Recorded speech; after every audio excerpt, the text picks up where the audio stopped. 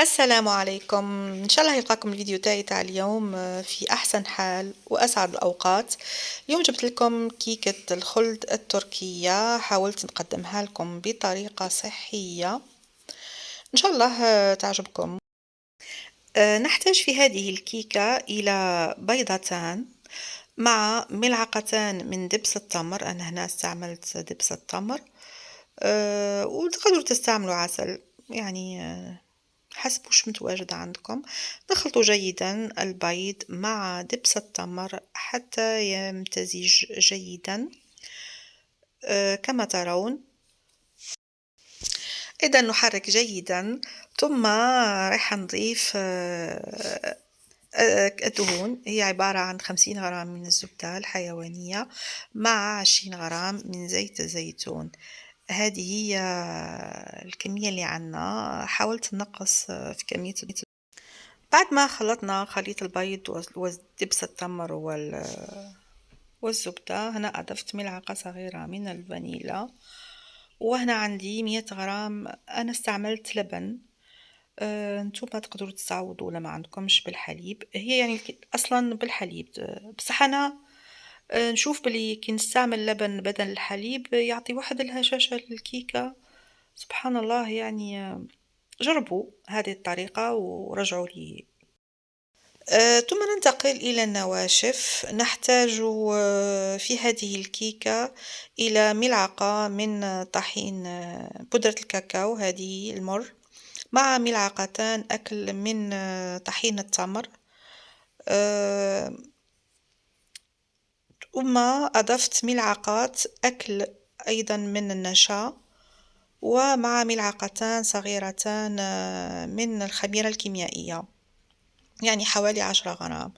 هذه هي النواشف. ثم راح نزيد من بعد نضيف الطحين، كمية الطحين حوالي 100 غرام. بعد ما غربلت كل النواشف، هنا رايحين نفرغوهم على خليط السوائل، ونحاولوا ندمجوا الكاكاو. شوية صعيب باش ندمجوه، المهم نخلطه مليح حتى تندمج معنا هذه. ثم نبداو نضيف الطحين الأبيض تدريجيا. قلت حوالي 100 غرام، ب5 ملاعق أكل تقريبا، حتى نتحصل تمسك مع تتجانس معنا العجينة وتختفي معنا، يختفي معنا الطحين. هذه هي النتيجة اللي نتحصلوا عليها. الآن نكون سخنا الفرن طبعا مسبقا على 180 درجة. هنا عندنا قالب مدهون بالزبدة، ورشيت عليه القليل من الطحين. فرغوا فيه عجينة الكيكة تاعنا وندخلوه في فرن على 180 درجة. فرن هوائي يستحسن، يعني يكون هوائي، نجعله من فوق ومن تحت حتى تنضج معنا الكيكة. بعد ما نضجت معنا الكيكة، سمحوا لي على الصورة، راح ننزعوا جزء من الطبقة العلوية، نديروا هكا حفرة صغيرة باش نحشيو الكيكة بالموز وكريمة كريمة الشانتيي. هنا أنا قاعدة نحي، تشوفوا يعني تتنحى بسهولة الجزء العلوي فقط. ومن بعد هذا الجزء نحتفظ به حتى يبرد تماما ونطحنوه. في هذه المرحلة أنا ما قمتش بهذه العملية لأنني اعتقدت أن الكيكة تبقى يعني ندية هكا وما تحتاجش أني نسقيها بالحليب. بصح أنا ننصحكم يعني تسقيوها باش تكون نتيجة أحسن، سينو تيجي جافة يعني.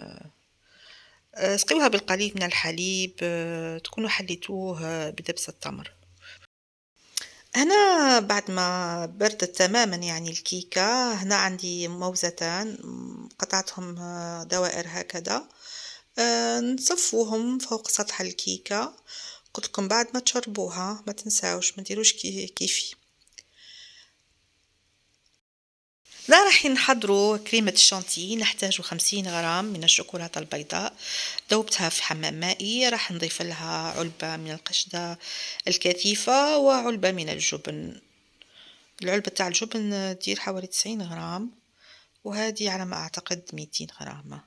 المهم نتوما تقدروا تضيفوا الحلا تزيدوا تحليوا يعني من بعد عطروها بالفانيلا، وتقدروا تتحكموا في الحلاوة كما تحبوا، يعني تضيفوا محليات سكر ستيفيا ولا سكر الفواكه.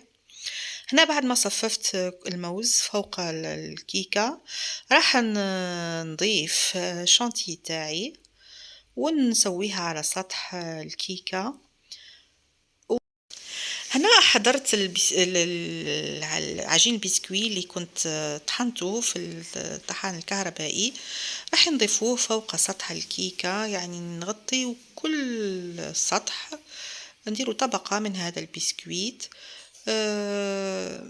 ومن بعد تحبوا حتى السطح هذا تاني تزيدوا ترشوه، تسقيوه عفوا بالقليل من الحليب المحلى بدبس التمر، باش تولي الطبقة هذه الفوقانية تاني تولي متماسكة، كي تجيو تقطعوها ما تزغدش معاكم، يعني تبقى طبقة واحدة.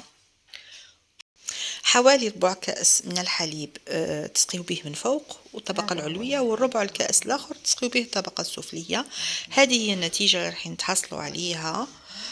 تحبوا تزيدوا تزينوا من فوق بالقطع من الموز، يعني تقدروا. إذا إن شاء الله تكون الكيكة اللي قدمتها لكم اليوم نالت إعجابكم، وتحضروها وتستمتعوا بيها، ولا عجبتكم ما تنساوش ديروا لي لايك، ديروا لي لايك وتتركوا لي تعليق جميل، ما تحرمونيش من تعليقاتكم اللطيفة باش تشجعوني حتى نواصل معاكم إن شاء الله. وإلى اللقاء، أستودعكم الله.